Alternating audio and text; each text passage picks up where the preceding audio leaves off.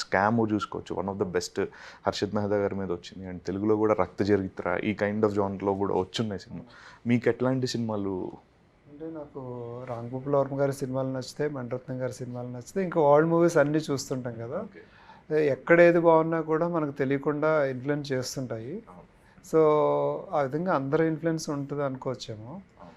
నాకు బేసిక్గా అంటే ఇండస్ట్రీ రాకముందు ఏంటంటే ఎక్కువ నాకు కే విశ్వనాథ్ గారు, బాలచందర్, బాపు, వంశీ గారు వీళ్ళందరి మూవీస్ అంటే అవి చూస్తూ సినిమా మీద లవ్ డెవలప్ చేసుకుని ఇండస్ట్రీకి వచ్చాము. అలాగే మణిరత్నం గారు కానీ, వర్మ గారు కానీ వీళ్ళ సినిమాలు కూడా అంతే ఇంపాక్ట్ ఉంటుంది.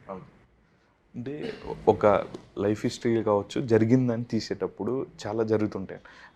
మీకన్నా కాల్స్ వచ్చాయండి, అంటే మా జితేందర్ రెడ్డి గారు తీసినారు, ఎస్టీజ్ అదే తీస్తున్నారా లేకపోతే ఏంటి అని ఎంక్వైరీలు కావచ్చు, లేకపోతే జాగ్రత్తగా తీయండి అని బెదిరింపులు కావచ్చు, ఇట్లాంటి ఏమైనా కాల్స్ అయితే మీకు వచ్చింది? అంటే నాకు ఏం రాలేదు, నాకైతే ఏం రాలేదు. ఓకే, ఏమైనా వచ్చుంటే ప్రొడ్యూసర్స్కి ఏమైనా వచ్చి టాపిక్ కదండి. ఆ ఏరియాలో జగిత్యాల అనే ఏరియాలో జితేందర్ రెడ్డి అనేది ఒక బ్రాండ్. ఆ బ్రాండ్ పైన ఒక సినిమా తీసిన డెఫినెట్గా అక్కడ ఉన్న వాళ్ళు ఒక క్యూరియాసిటీ కావచ్చు, ఏంటి మా జితేందర్ రెడ్డి గారు మీద తీస్తున్నారు అనేసి.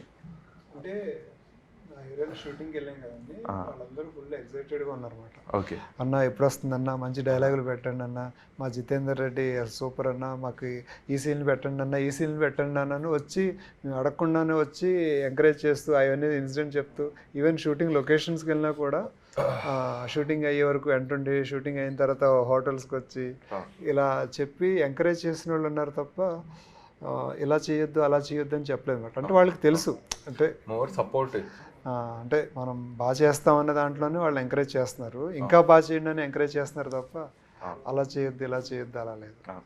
సార్ మీరు ఇంత సాఫ్ట్గా మాట్లాడుతున్నారు, లైక్ మీ సినిమాలో రాజమౌళి గారు వచ్చి యాక్ట్ చేశారు సార్, అన్నీ ఎట్లా సార్ అది, హౌ ఇట్ అలా హ్యాపెండ్ ఆ టైంలో?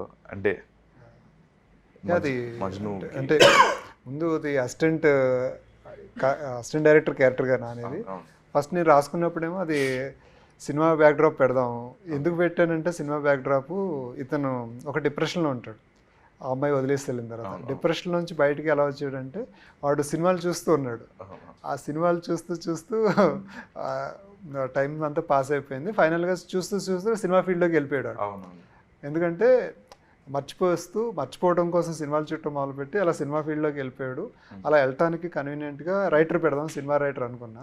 నాని వచ్చి ఏడీ పెడదాం, అసిస్టెంట్ డైరెక్టర్ పెడదాం, ఇంకా అందరికీ కొద్దిగా టచ్లో ఉంటుందంటే మరి అయితే ఎవరి దగ్గర పెడదాం అయితే ఏడీగా అంటే ఇంకా పెద్ద డైరెక్టర్ ఎవరున్నారు మనకి, రాజమౌళి ఉన్నారు కదా, రాజమౌళి దగ్గర పెట్టేద్దాం అన్నాడు మాట.